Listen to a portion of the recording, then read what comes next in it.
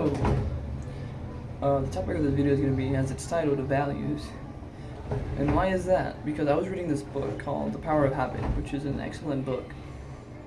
Which, it started talking about the culture, basically a business culture, like the culture that's within the companies, between employers and employees. And it talks about this case about this guy who basically transformed Alsoa by creating a culture based on values.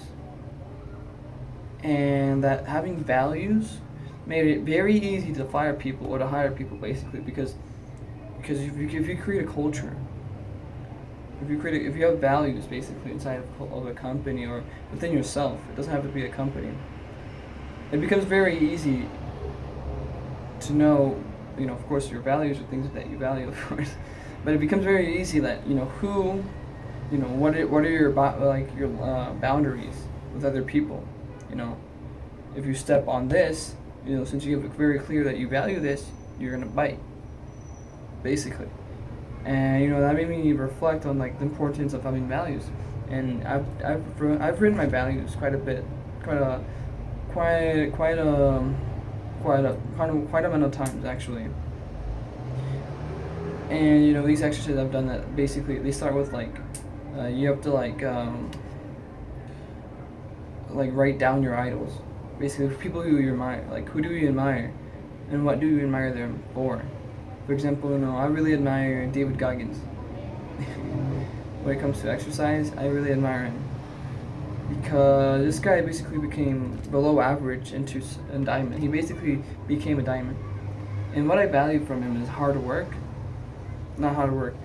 personal development, and the act of turning yourself from something that's below average into something that's 1%, basically, because he is a diamond. He basically converted himself into a diamond.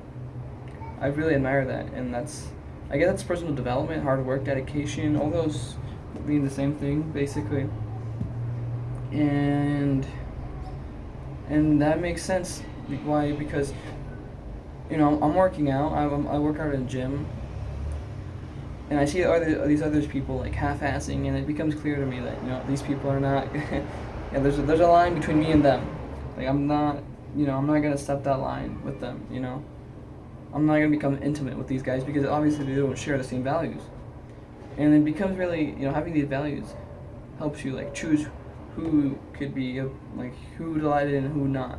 Or if somebody does something to you, if you value self-worship, I don't know if it's called like that, but if somebody treats you bad, or whatever, or tries to make you feel inferior, at least if you have I don't know what value is current directly related to that, but let's say self-worship.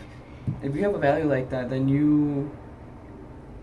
it becomes really easy to know that this guy is against one of your values, and you have to bite back, of course, and defend yourself. And yeah, that's what I wanted to talk about. Goodbye.